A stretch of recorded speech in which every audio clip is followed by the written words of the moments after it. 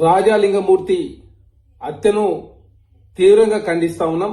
కాంగ్రెస్ పార్టీగా ప్రధానంగా తెలంగాణ రాష్ట్రంలో కాంగ్రెస్ ప్రభుత్వం అధికారంలోకి వచ్చిన తర్వాత ఇట్లాంటి రాజకీయ హత్యలు కావచ్చు, లేదు అవినీతి ప్రశ్నించినప్పుడు ఎవరైనా హత్యలో పాల్పడితే కాంగ్రెస్ ప్రభుత్వం ఉపేక్షించేది లేదని చెప్పేసి చాలా స్పష్టంగా ప్రభుత్వం ప్రకటించింది.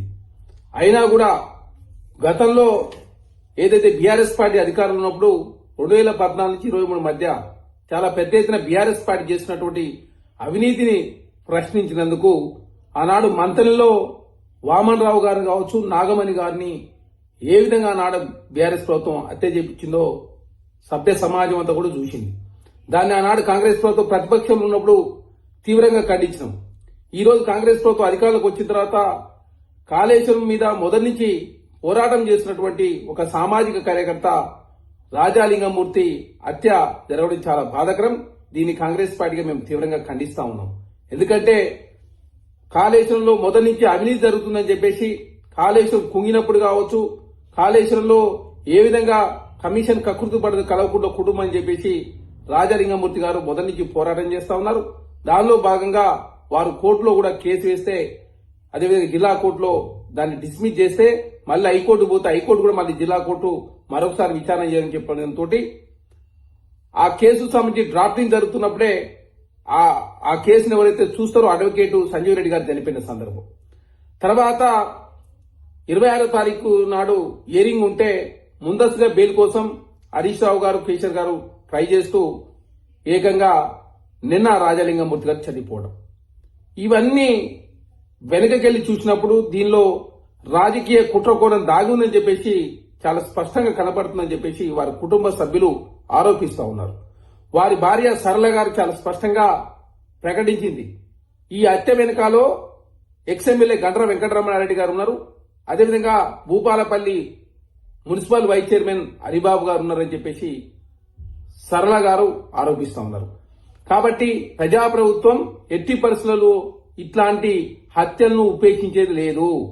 కాంగ్రెస్ పార్టీ అయినా ప్రజాప్రభుత్వం అయినా ఎట్టి పరిస్థితుల్లో ఇట్లాంటి హత్యలను కాంగ్రెస్ పార్టీ తీవ్రంగా ఖండిస్తా ఉంది. ఖచ్చితంగా పోలీసు వాళ్ళు పారదర్శకమైన విచారణ చేయాలని చెప్పేసి ఆల్రెడీ ప్రభుత్వం ఆదేశించింది.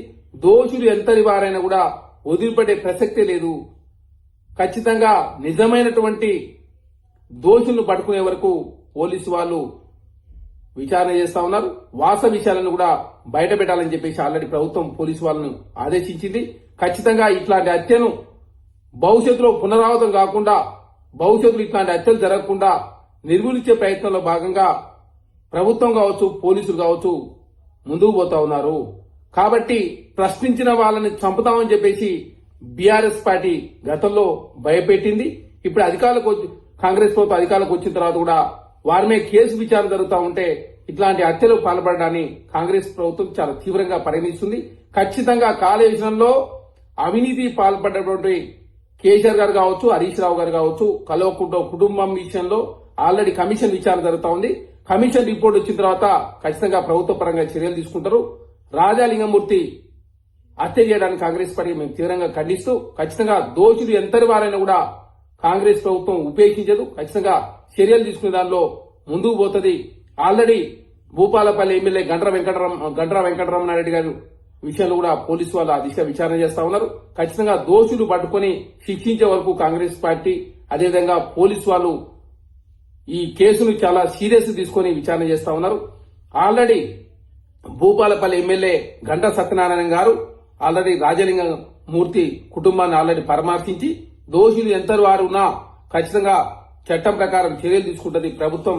మా ప్రభుత్వంలో ఇట్లాంటి వాటికి తావు లేదని చెప్పి చాలా స్పష్టంగా వారిని కలిసి పరామర్శించి వారికి అభయం ఇచ్చినటువంటి సందర్భం. కాబట్టి కాంగ్రెస్ ప్రభుత్వం ఈ హత్య రాజకీయాలను ఎట్టి పరిస్థితుల్లో ఉపేక్షించదు.